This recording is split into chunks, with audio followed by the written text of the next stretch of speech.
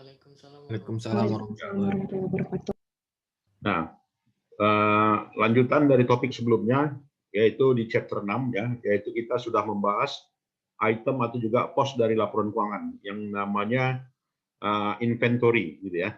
Jadi bagaimana penilaian persediaan ya, itu kita bahas pada pertemuan sebelumnya.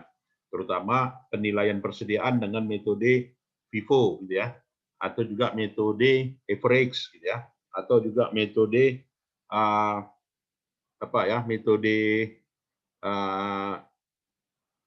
rata-rata tertimbang gitu ya, atau juga metode specific identification ya, atau juga metode the lower cost of the lower market gitu ya, sudah kita bahas ya. Nah, sekarang item dari laporan keuangan yang lainnya yaitu di statement of financial position, yaitu yang namanya cash gitu ya. Jadi bicara cash ya tentu saja nanti bicara pengendalian ya, dan juga bicara mengenai fraud gitu ya. Nah, jadi definisi dari fraud dan juga prinsip pengendalian ya, terutama pengendaliannya terhadap kas. Nah, jadi bicara antara internal control ya terhadap kas ya, maka nantinya ada hubungan ke fraud ya, di mana fraud ini didefinisikan adalah ya di mana seorang pegawai gitu itu mendapatkan keuntungan ya atau juga benefit secara personal ya atas orang lain. Nah, jadi itulah dikatakan dengan fraud. Dan fraud ini dimensinya ada 3 gitu ya. Artinya fraud itu dikontribusikan atau juga beberapa faktor penyebab terjadinya fraud. Yang pertama adalah financial pressure, ya tekanan keuangan, ya. Jadi karena ada tekanan keuangan, maka kemungkinan fraud, ya. Kemudian yang kedua adalah rationalization, ya artinya menyatakan sesuatu hal itu lumrah, ya itu namanya rationalization, ya penyebab terjadinya fraud juga. Yang ketiga adalah opportunity, kesempatan, ya. Ya karena adanya kesempatan lah, maka kemungkinan juga fraud terjadi, ya. Nah, jadi bicara pengendalian internal, gitu ya. Maka di sini tujuan dari pengendalian internal adalah ada 4, gitu ya. Pertama adalah dengan diterapkannya pengendalian internal, maka adanya perlindungan atas aset, safeguard aset, ya kan? Dengan adanya pengendalian internal, maka keakuratan dan keandalan catatan akuntansi juga harus juga dapat memadai, ya. Yang ketiga adalah increase efficiency operation, artinya mendukung operasi yang efisien, ya. Yang keempat adalah menjamin bahwasanya tidak ada pelanggaran atas aturan dan ketentuan yang ada. Nah, jadi itulah yang dikatakan dengan tujuan dari pengendalian internal control. Nah, jadi semakin kuat internal control, maka semakin kecil terjadinya fraud. Ya, maka ada hubungan tadi antara fraud dengan internal control, pengendalian internal.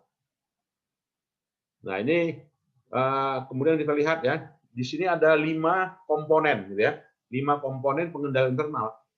Nah, yang pertama adalah mengendalikan lingkungan, gitu ya. Yang kedua adalah penilaian risiko, jadi ya, risk assessment. Yang ketiga adalah aktivitas pengendalian. Yang keempat adalah informasi dan komunikasi. Yang kelima adalah monitoring. Nah, jadi 5 inilah yang dikatakan komponen utama dari internal control. Artinya apa? Ya, artinya semakin kuat pengendalian atas lingkungan, gitu ya, maka internal control kuat. Ya, semakin baik, semakin banyak dilakukan penilaian risiko, maka internal control kuat. Semakin banyak aktivitas yang harus dikendalikan, maka internal control dikatakan kuat. Semakin sering mendapatkan, mengkomunikasikan dan menginformasikan, maka internal control kuat. Kemudian juga semakin sering dilakukan monitoring, maka internal control kuat, ya, terutama terhadap kas. Nah, kita lihat dalam hal ini prinsipnya sekarang. Prinsip internal control adalah menjamin keberlangsungan suatu pertanggungjawaban. Nah, itu esensi dari pengendalian kontrol. Ya, esensi dari suatu pusat pertanggungjawaban ya. Jadi pengendalian di sini ya haruslah efektif ya ketika misalkan seseorang itu mendapatkan suatu tugas ya, itu bisa dipertanggungjawabkan ya. Jadi di sini esensi dari pengendalian internal kontrol adalah menjamin suatu pertanggungjawaban. Nah, di mana keberlangsungan sesuatu pertanggungjawaban itu biasanya dibatasi oleh akses atau juga dibatasi oleh seorang personal itu bisa atau tidak bisa ya mengidentifikasi atau juga mengakses sesuatu yang bukan haknya untuk diakses. Nah, jadi salah satu komponen dari internal control adalah responsibility. Yang kedua, komponen internal control yang kedua adalah segregation of duties, pemisahan fungsi. Ya artinya semakin dilakukan pemisahan fungsi, ya artinya di sini setiap individu yang berbeda harus punya tanggung jawab yang berbeda dalam suatu aktivitas yang saling berhubungan. Jadi di sini pertanggungjawaban terhadap catatan akuntansi itu harus dipisahkan ya dengan dengan bagian dengan asetnya secara fisik. Nah, jadi di sini pemisahan fungsi harus dilakukan ya, di mana di sini yang mencatat berbeda dengan yang menerima, yang kasirnya. Ya, itu esensi, itu idealnya suatu pemisahan fungsi. Nah, jadi di sini tidak ada tanggung jawab yang sama, orang yang sama terhadap fungsi yang berbeda. Nah, inilah yang dikatakan dengan prinsip pengendalian internal, yaitu pemisahan fungsi. Jadi semakin kuat internal control dilakukan apabila ya, adanya pemisahan fungsi itu nyata dalam suatu organisasi. Ini standar internasional ya yang berbicara ya. Jadi adanya pusat pertanggungjawaban, adanya pemisahan fungsi, nah itu memang rekomendasi internasional. Yang ketiga, prinsip internal control adalah prosedur dokumentasi. Nah, jadi di sini prosedur dokumentasi di mana dokumen apakah dia SO, sales order, apakah PO, purchase order, itu haruslah pre-number document. Jadi haruslah dokumen yang bernomor urut. Nah, coba lihat Bapak Ibu di sini dia nomor 0121 gitu ya. 0123, lalu 0124, lalu 0125. Nah, ini bernomor urut. Nah, kenapa kalau dia tidak bernomor urut kenapa? Ya, kalau dia tidak bernomor urut berarti prosedur dokumentasinya dilanggar. Ya, artinya di sini prinsip pengendalian internal kontrolnya ya mengharuskan dokumen yang terkait dengan suatu siklus akuntansi dalam suatu perusahaan itu haruslah bernomor urut atau juga berseri. Jadi pegawai itu akan membukukan ya sesuai dengan urutan dari nomor bukti tersebut. Nah, di sini juga pengendalian internal control yang lain adalah akses fisik. Nah, jadi akses fisik itu kuat, maka internal control mudah-mudahan kuat. Nah, jadi yang dikatakan akses fisik itu apa? Yang pertama adalah dibuat televisi monitor ya, atau orang bilang CCTV. Ya, kalau ada CCTV berarti makin bagus gitu ya. Suatu pengendalian. Kecil kemungkinan kalau misalkan pelanggaran atas hak akses itu dilakukan. Seandainya CCTV itu tidak ada, ya, kecil kemungkinan. Yang kedua, sistem safe box deposit. Nah, jadi ada lemari besi. Yang ketiga, dengan sistem time clock. Jadi seorang itu bekerja sudah ada jam kerjanya, time clock. Ya. Kemudian juga di gudang diberikan locket, ya locket warehouse atau disebut dengan gembok katanya ya. Kemudian juga fingerprint. Jadi fingerprint artinya yang mengakses perangkat komputer semuanya diberi nomor password. Ya. Kemudian juga sistem alarm. Nah, inilah dikatakan dengan pengendalian atas fisik, ya fisik organisasi. Jadi semakin ini ada semuanya, maka internal kontrolnya kuat. Ya. Dan kemudian juga adalah verifikasi internal, verifikasi independen. Jadi verifikasi independen di sini saling lakukan cross check. Jadi antara kasir dengan bagian accounting itu akan saling mencocokkan. di mana kasir misalnya menerima 5.000, maka yang dicatat juga 5.000. Nah, jadi itu dilakukannya namanya independent internal verification. Dan juga di apa ya? Dan juga diparaf atau juga disetujui ya, dibukukan sebesar itu. Nah, jadi apabila ini saling mengecek satu sama lain, maka itulah yang disebut dengan independent internal verification. Nah, berikutnya adalah human resource. Nah, pengendalian sumber daya manusia juga ya. Nah, jadi pengendalian sumber daya manusia, kalau ini dulu belum ada ya. Nah, sekarang sudah ada. Artinya pengendalian sumber daya manusia di mana pegawai juga harus dikontrol. Ya, di mana seorang pegawai dikontrol, terutama yang memegang kas. Nah, itu harus dikontrol orangnya. Kemudian juga rotasi. Makanya sistem kepegawaian itu ada mutasi, ya kan, mutasi antar jabatan, ya kan, mutasi antar kota, gitu kan. Ya makanya pegawai yang memegang suatu jabatan paling 2 tahun, 3 tahun pasti pindah kota, gitu kan, atau pindah lokasi, gitu kan. Itu menunjukkan sebagai penerapan dari apa ya, principle of internal control activities internasional, gitu ya, yang merekomendasikan. Oke, kemudian juga melihat latar belakangnya. Jadi apakah latar belakang seorang pegawai itu dia ya sukanya apa ya, hobinya apa, gitu kan.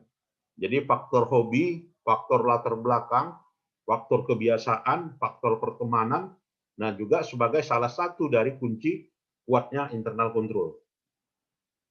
Nah ini artinya kalau seorang pegawai yang suka liburan, ya suka liburan, maka akan dicek ya dengan pemasukannya, apakah seimbang, ya. Nah kalau dia tidak seimbang, kenapa, gitu ya. Nah jadi salah satu langkahnya adalah human resource control, ya. Silakan Bapak Ibu kalau ada yang mau kita diskusikan, ya. Ini rekomendasi internasional ya, bukan saya yang bilang, ya. Tapi inilah saat ini, gitu ya.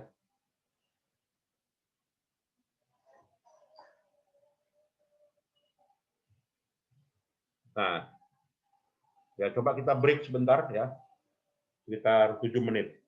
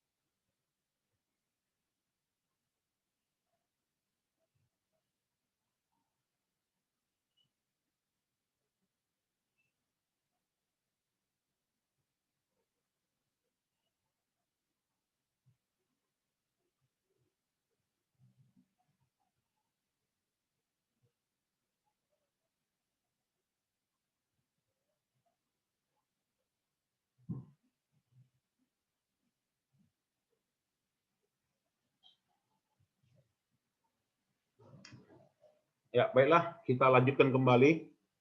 Nah, sekarang keterbatasan dari pengendalian internal kuntul. Ya, artinya pengendalian internal itu pun juga punya kelemahan. Ya kan? Artinya seperangkat pengendalian internal diterapkan itu hanya bisa meminimalisir, gitu ya. Artinya tidak bisa menghilangkan. Nah, artinya memang ya sebelum terjadinya hujan ya sedia payung. Gitu ya. Nah, jadi keterbatasan pengendalian internal ya kosnya besar. Artinya ya bisa aja kosnya besar ya. Artinya ya tadi karyawan antara membukukan ya dengan kasir dipisah gitu kan. Berarti gajinya juga beda.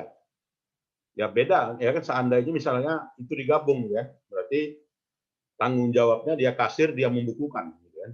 Jadi kalau dia kasir, dia membukukan ya pengendalian internalnya lemah gitu ya. Tetapi dari sisi kos ya rendah gitu kan. Nah, itu artinya pengendalian internal itu memang membutuhkan biaya yang besar. Dan juga human element. Ya, tergantung pada elemen sumber daya manusia. Dan juga skala organisasi.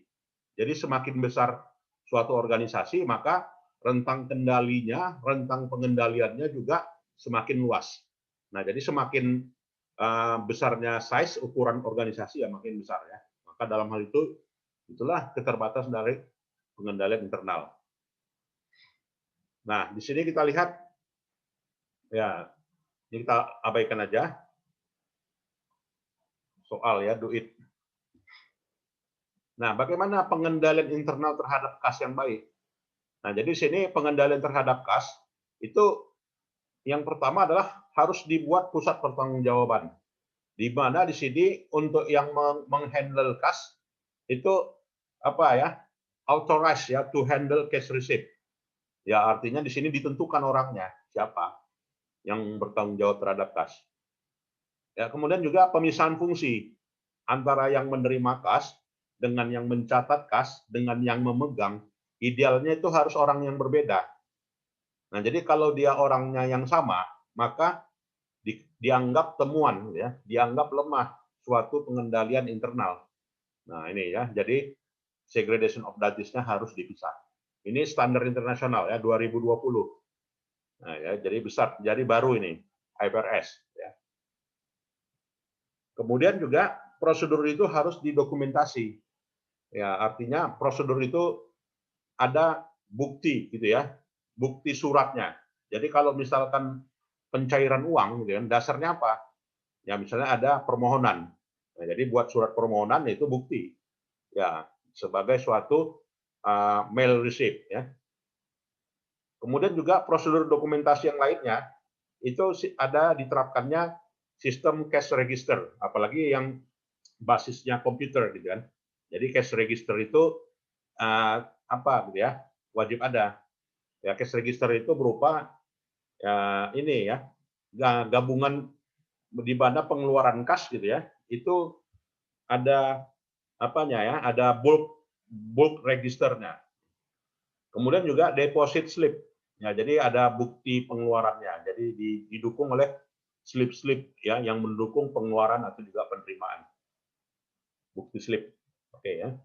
Kemudian pengendalian kas yang ideal lagi adalah pengendalian fisik. Di mana di sini ya dalam penyimpanan kas gitu ya, itu lebih baik menggunakan bank ya dibanding dengan safe box deposit misalnya. Nah, itu salah satu pengendalian fisik ya yang baik. Kemudian juga ya dibatasi ya siapa yang mau mengakses di area penyimpanan uang kas. Itu juga ya. Misalkan selain pegawai dilarang masuk ya. Artinya ya khusus pegawai yang boleh masuk di lingkup ya bendahara misalnya ya kan.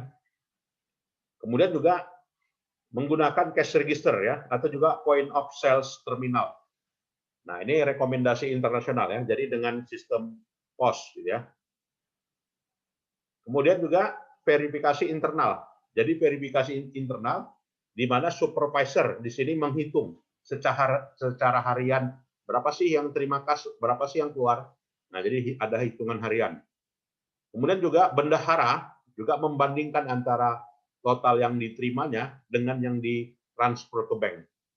Ya, sama nggak jumlahnya secara harian. Nah, ini juga standar internasional ya, adanya verifikasi internal. Kemudian juga human resource control. Ya, kontrol sumber daya manusia, di mana bond personel will handle cash, yang menentukan siapa sih yang bertanggung jawab. Kemudian juga require employee to take vacation. Ya, dijelas gitu ya, pegawai yang menghandle kas di situ gitu ya, jelas alamatnya, ya kan, rumahnya di mana, ya. Dan juga latar belakang orangnya. Nah, jadi ini standar internasional, kebiasaannya, attitude-nya, gitu kan. Jadi di situ conduct background check dilakukan. Nah, di sini juga ya over the counter receipt. Nah, jadi di sini terjadi ya pengendalian terhadap penerimaan kas, ya mekanismenya ya itu berasal daripada clerk tadi gitu ya. Jadi di situ yang pemungutnya ya, atau juga yang menerima dari penjualan ya. Lalu diteruskan, disimpankan atau dilaporkan ya kepada kasir. Selanjutnya kasir ya menyimpankannya ya ke bank, dan bukti transfer ke bank tersebut dicatatkan ya oleh bagian akuntansi. Lalu bagian akuntansi dicek kembali ya oleh supervisornya, betul nggak yang dibukukannya. Ya. Nah, jadi ini mekanisme ya penerimaan kas, pengendalian terhadap kas. Jadi kalau misalnya semuanya hanya kasir saja gitu ya, mulai dari yang mencatat gitu ya, kemudian juga membukukan sampai memverifikasi. Nah, salah satunya di sini adalah berupa pelanggaran ya terhadap ya pengendalian penerimaan kas. Oke ya. Kemudian juga mail receipt. Ya, jadi sini harus ya dibuka minim, artinya di sini 2 orang ya saling apa gitu ya yang terlibat dalam mengecek ya deposit itu ya. Dan juga setiap dari pengeluaran yang dilakukan harus ada paraf ya atau juga tanda tangan ya. Jadi tanda tangan pimpinan ya pengeluaran ya. Kalau misalnya pengeluaran ya tanda tangan pimpinan, maka kasir bisa mengeluarkan kas kalau misalnya ada tanda tangan. Kemudian juga original copy the list dan juga copy of list. Nah, jadi ada tembusannya. Tembusannya itu dia sebagai bentuk dari mail receipt, satu bentuk pengendaliannya. Ya, berikutnya, nah pengendalian terhadap pengeluaran kas. Nah, jadi bagaimana pengendalian terhadap pengeluaran kas? Maka pengendalian terhadap pengeluaran kas efektifnya ya apabila dengan sistem cek. Jadi nggak ada lagi sistem uang tunai. Jadi kalau bahasa Bank Indonesia sekarang menyatakan ya transaksi non tunai. Nah, ya, transaksi non tunai lagi populer sekarang ya. Artinya pengeluaran itu ya diminimalkanlah ya dengan menerima cash secara langsung ya. Ada yang menggunakan misalnya banyak ya sekarang ya. Kalau dia ke bioskop, kita nonton ke bioskop ya pakai aplikasi gitu ya. Kalau mau naik apa juga pakai aplikasi, boleh bayarnya pakai media pembayaran lain ya seperti e-wallet. Nah, e-wallet itu bentuknya sebagai suatu apa ya? Suatu pengendalian ya terhadap pengeluaran kas. Dan juga pengeluaran kasnya juga dikendalikan dengan yang namanya petty cash. Nah, jadi kas kecil. Ya dibentuklah kas kecil. Jadi pengendalian terhadap pengeluaran kas, syaratnya, kontrolnya bagaimana sih? Yang pertama harus ada pusat pertanggungjawaban. Jadi di sini only dengan tanda tangan personel tertentu, gitu ya, menyetujui ya pengeluaran yang dibayarkan kepada vendor atau juga kepada pihak lainnya. Yang kedua harus ada pemisahan fungsi, di mana dibedakan ya antara orang yang menyetujui dengan orang yang membayar. Itu orangnya harus berbeda. Kemudian juga sistemnya sistem cek. Ya, jadi check signer ya donor record disbursement ya. Kemudian juga prosedur dokumentasi ya semua dokumen itu harus bernomor urut. Ya misalnya faktur pembayaran ya, sales order itu bernomor urut, PO purchase order ya itu harus bernomor urut. Kemudian kwitansi ya, kwitansinya harus bernomor. Kalau nggak bernomor, pengendaliannya lemah dianggap gitu ya. Kemudian juga setiap cek ya itu harus ada didukung oleh bukti. Ya. Kemudian juga setiap pegawai ya use corporate credit card ya for reimbursable expense. Nah, jadi bisa juga menggunakan pendekatan credit card karena dengan credit card tersebut ya ada bukti cetak ya. Dan juga ada setiap pengeluaran itu dicap yang namanya cap lunas ya. Apakah paid atau juga unpaid. Nah, ini standar internasional. Kemudian juga pengendalian fisik ya untuk pengeluaran kas. Jadi pengendalian fisik berupa ya apa ya? Penyimpanan cash-nya ya dibatasi dan juga bukti jumlah apanya ya? Jumlah yang ditandai ya itu juga dibatasi. Kemudian juga adanya pemisahan, adanya verifikasi internal. Ya artinya di sini verifikasi internal setiap invoice itu dibanding-bandingkan. Ya misalkan bukti satu dengan bukti lainnya sama nggak jumlahnya. Nah juga di sini adalah proses perbandingan. Dan juga ada namanya rekonsiliasi bank. Jadi yang namanya rekening koran, ya, itu akan akan direkonsiliasi dengan posisi kas perusahaan pada periode tertentu. Artinya di situ memungkinkan ya terjadinya stok cash of name, ya, pemeriksaan fisik terhadap kas. Nah, biasanya dilakukan secara bulanan ya. Kemudian juga sumber daya manusia. Jadi sumber daya manusia juga dikendalikan, terutama pengeluaran kas, di mana personel yang menghandle kas, kemudian juga pegawai yang berkunjung dan juga latar belakangnya, ya, latar belakang seorang yang menangani kas itu bagaimana? Apakah latar belakangnya orangnya apa, gitu kan, sederhana, gitu kan, atau orang gaya hidupnya mewah, gitu kan? Nah itu faktor SDM ya, Human Resource Control yang perlu diperhatikan ya dalam menghandle pengeluaran kas. Itu ya. Kemudian juga pengeluaran kas harus ada dengan sistem voucher.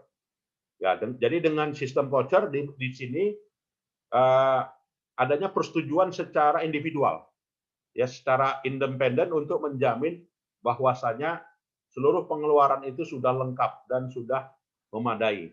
Jadi di situ voucher dikatakan dia sebagai voucher adalah otorisasi ya di mana penyajian dari setiap pengeluaran kas itu ya dirangkum ya menjadi satu blok yang namanya voucher system. Jadi voucher system itu ya pengeluaran kas itu dia harus diparaf misalnya atau diketahui ya minimal disetujui gitu ya, sudah disetujui semua gitu ya.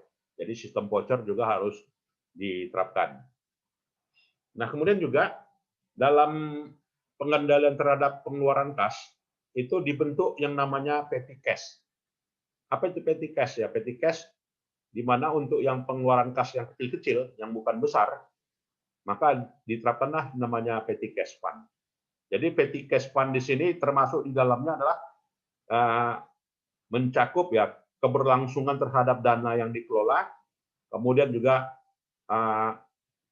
kegiatan untuk membayar dan juga ini ya sistem pergantian terhadap kas ya secara berkala.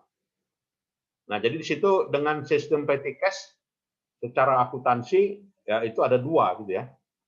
Memang di slide ini tidak dijelaskan gitu ya, tetapi dia secara metode itu ada dua ya. Di dalam biasanya kalau yang ada yang ambil mata kuliah intermediate accounting juga itu dipelajari.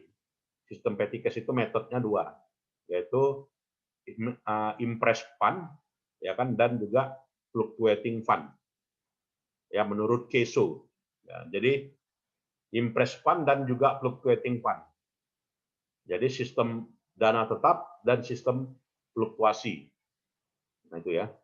Jadi kalau dia sistem impress ya artinya pada saat mengisi kas ya pada saat transaksi di tengah-tengah tidak dicatat, tetapi dicatat kapan? Pada saat pertanggungjawabannya, pada saat mengisi kas itu kembali. Nah, itu sistem impress. Sedangkan sistem fluctuating fund yaitu pencatatannya. Jadi definisi pencatatan di sini adalah penjurnalan.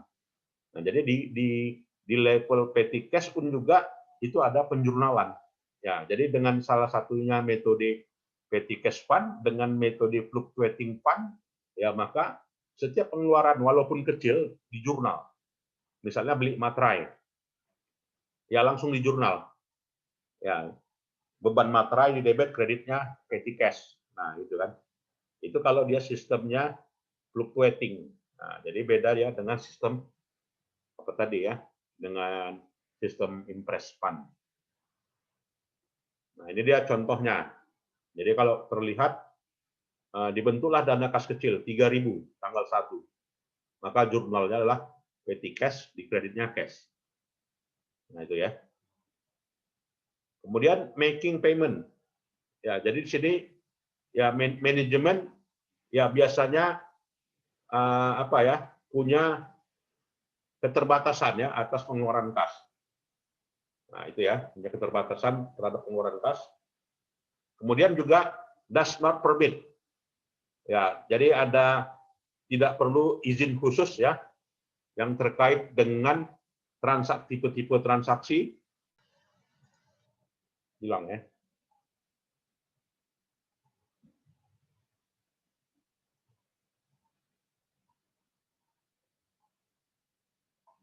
Ya.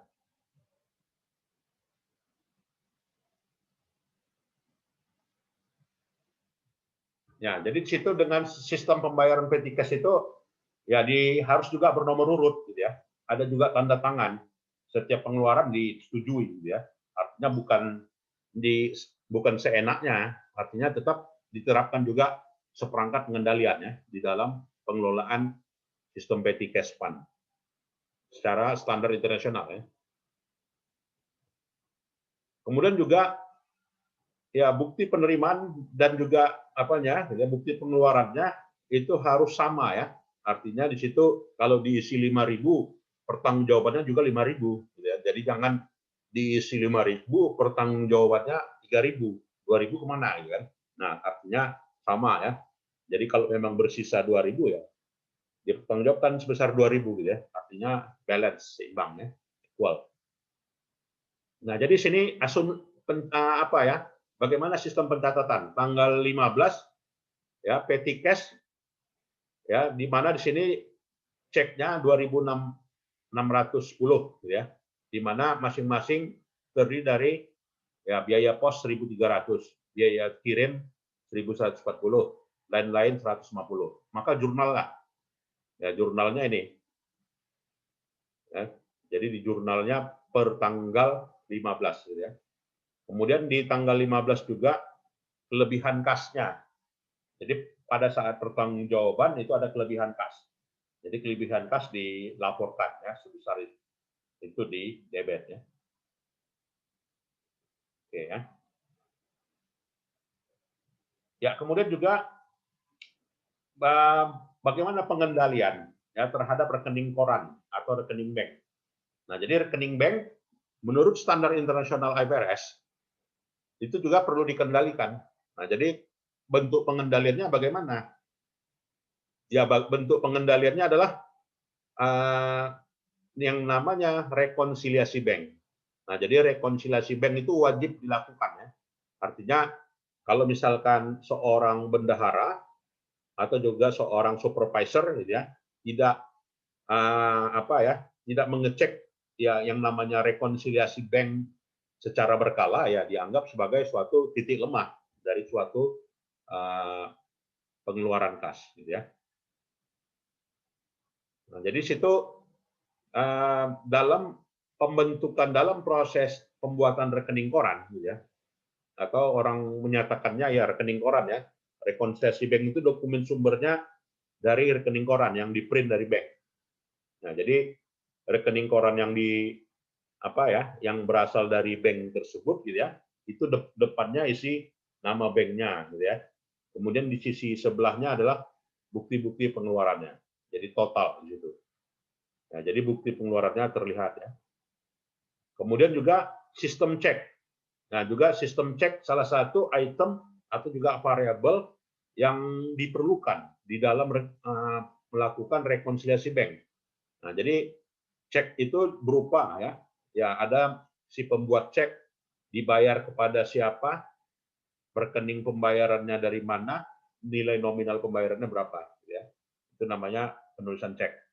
Dan juga sistem pembayaran atau juga sistem pengeluaran, ya pengeluarannya bisa menggunakan media-media transfer antara satu lokasi ke lokasi lainnya, ya, yang disebut dengan electronic fund transfer, apakah melalui mobile banking, ya, atau juga internet banking.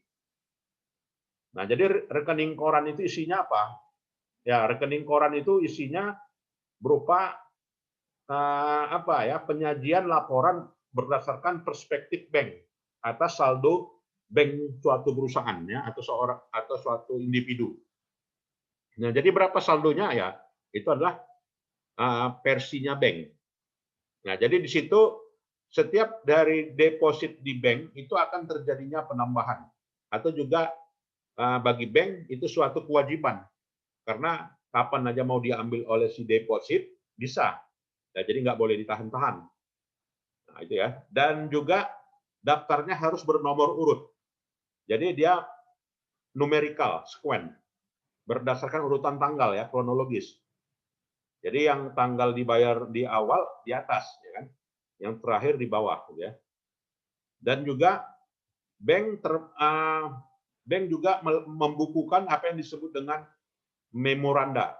Nah, jadi di situ ada berupa memoranda debit dan juga ada yang merupakan memoranda kredit, ya. Artinya bisa mengurangkan, ya, atau juga bisa menambah, ya. Itu memoranda.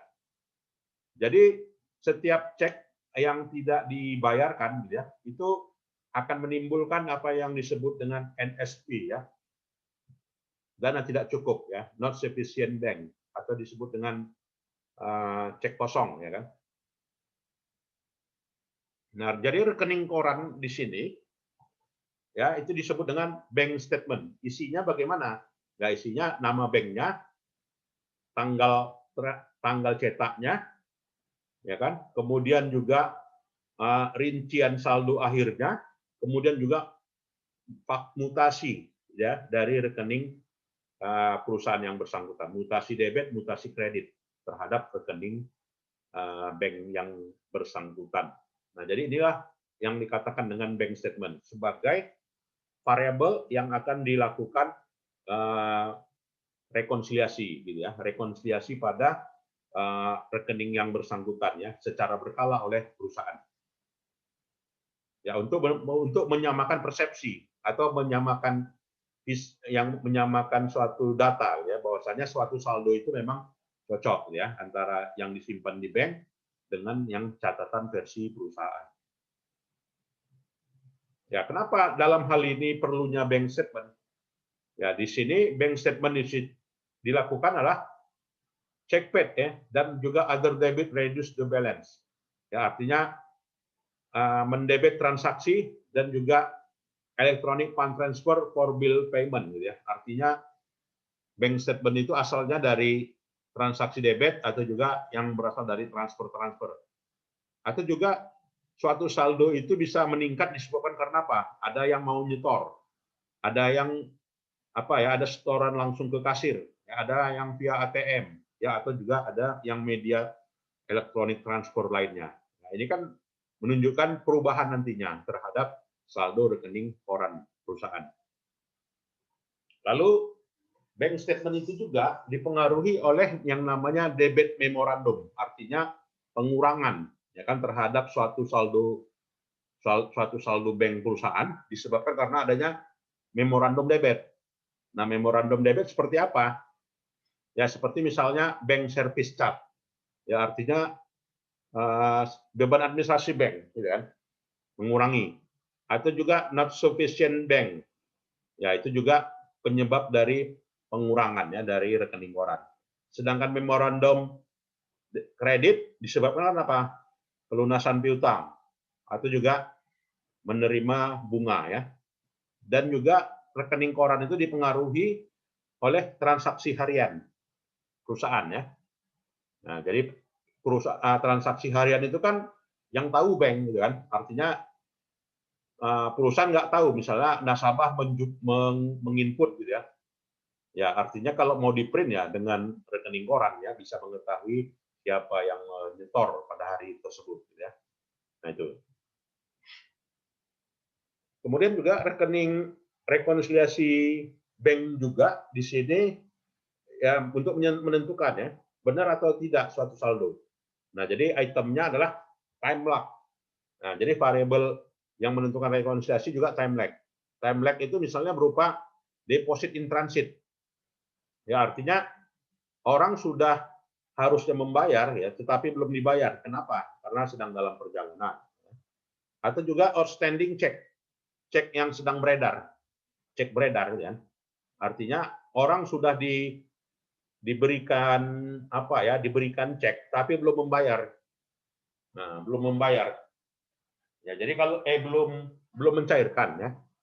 Dia masih pegang cek. Dia dapat ceknya hari Jumat. Tapi karena bank tutup hari Jumatnya sore jam 4 gitu kan.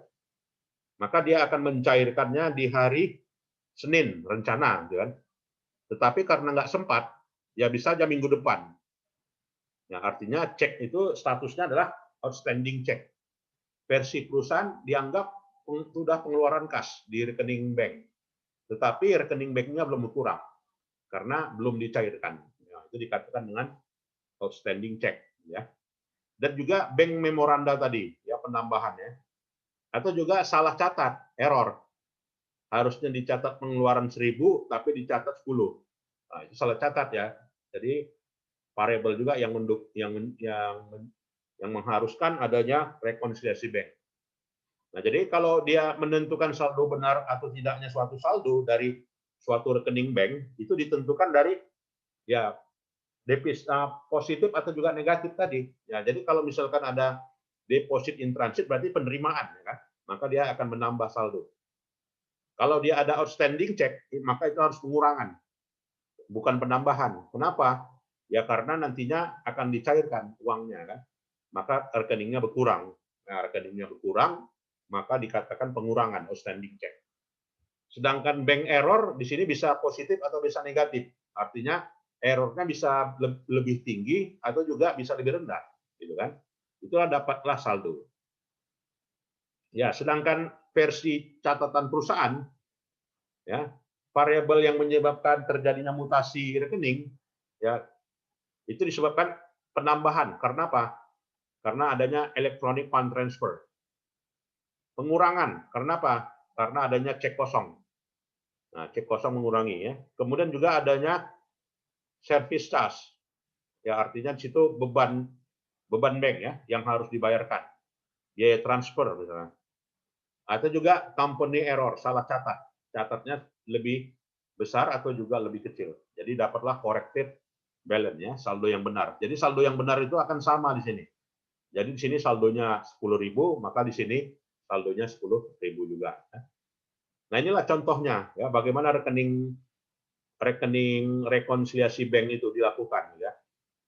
Nah, jadi rekening rekonsiliasi bank di sini soalnya ya bahwasanya dari suatu rekening koran Bank Cray German, suatu rekening koran perusahaan yang namanya Cray German, dia menunjukkan saldo banknya menurut catatan perusahaannya 15.907 per April 30 tahun 2020. Berdasarkan catatan perusahaan 11.709,45. Berarti apa?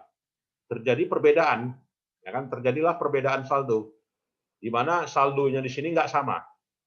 Nah, sekarang yang dicari penyebab, apa akar penyebab terjadinya perbedaan saldo itu? Ya, maka langkah yang pertama itu adalah menambahkan ya deposit in transit. Nah, setelah didata deposit in transit itu per tanggal 1 Mei ternyata ada 2.201 ya. Kemudian melihat outstanding check ya. Ada cek yang udah dibuat, cek 453, 457, 460 gitu ya. Totalnya 5.904. Itu ya. Kemudian langkah yang ketiga adalah bank error, nggak ada, salah. Nah, jadi saldonya berapa sih? Ya, saldonya akan dapat ditentukan nantinya sebesar ini. Nah, berdasarkan pembukuan, ya pembukuan perusahaan, ada penerimaan lainnya yang harus ditambahkan 1035 ya. Kemudian ada pembayaran yang harus dikurangkan. Apakah pembayaran karena not sufficient check atau juga debit and credit fee atau juga bank service ya, dikurangkan itu. Kemudian juga yang ketiga adalah company error, salah catat gitu ya. Nah, ini harus dikurangkan. Maka nantinya saldonya akan menghasilkan seperti ini. Ya. Nah, sehingga dapatlah saldo yang sama, 12.204. Inilah sebenarnya saldo perusahaan. Ya. Jadi setelah dilakukan rekonsiliasi. Nah, biasanya kalau dalam aplikasi tertentu ya tinggal klik tombol reconcile katanya kan, udah langsung jadi dia reconcile-nya. Oke ya. Silakan Bapak Ibu kalau ada yang mau kita diskusikan.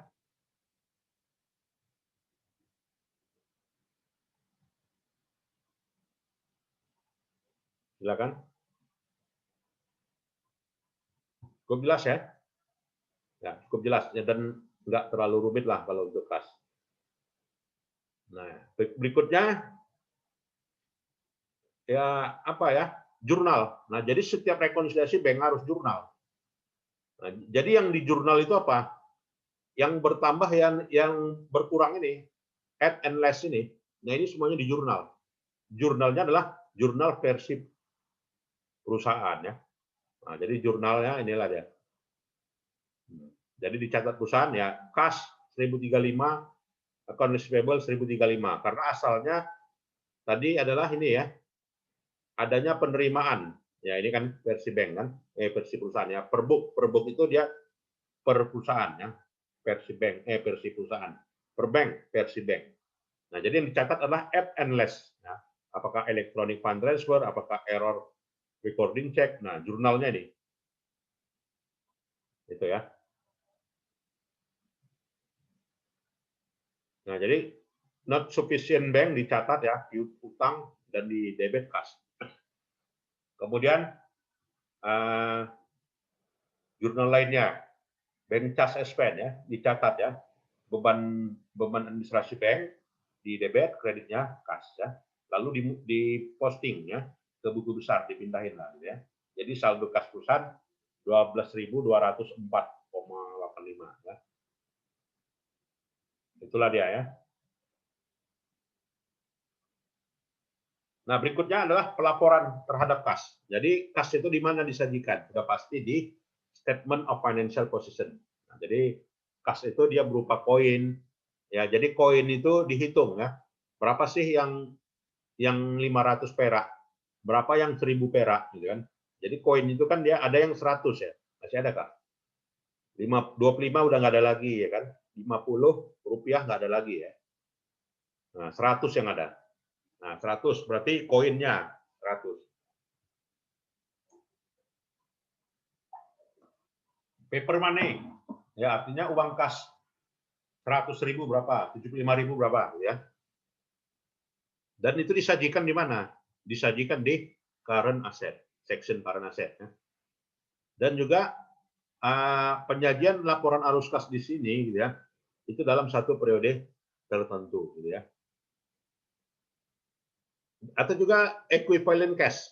Nah, jadi yang dikatakan equivalent cash di sini bisa berupa yang jatuh tempo ya, di mana nilai pasarnya relatif dan juga cenderung bermutasi, berubah ya, sesuai dengan urutan tingkat bunga ya. Nah, jadi disajikan inilah dia ya. Jadi dia di aset, current asset ya, cash and cash equivalent gitu ya. Yang sejajar dengan cash. Cash and cash equivalent itu ya bank misalnya atau kas kecil gitu ya. Nah itu penyajian laporannya ya terhadap kas. Oke ya. Nah jadi di situ itulah ya rekomendasi internasional ya mengenai pengendalian terhadap kas di sini. Nah itu ya. Silakan Bapak Ibu kalau ada yang mau berdiskusi. Silakan. Ada?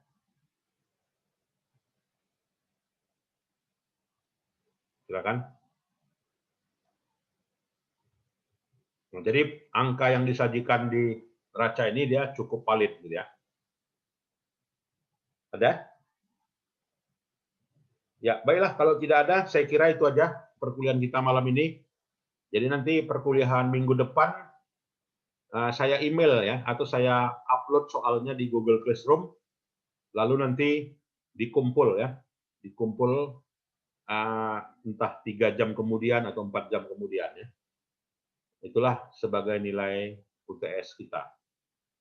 Ya, baiklah. Ada pertanyaan? Ya nanti soalnya berupa menyajikan laporan keuangan ya.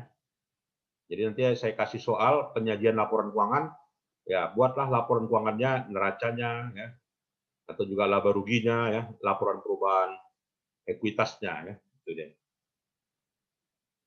Baiklah kalau tidak ada, saya kira itu saja yang perlu kita jabarkan hari ini ya. Baik ya, ini saya absen dulu.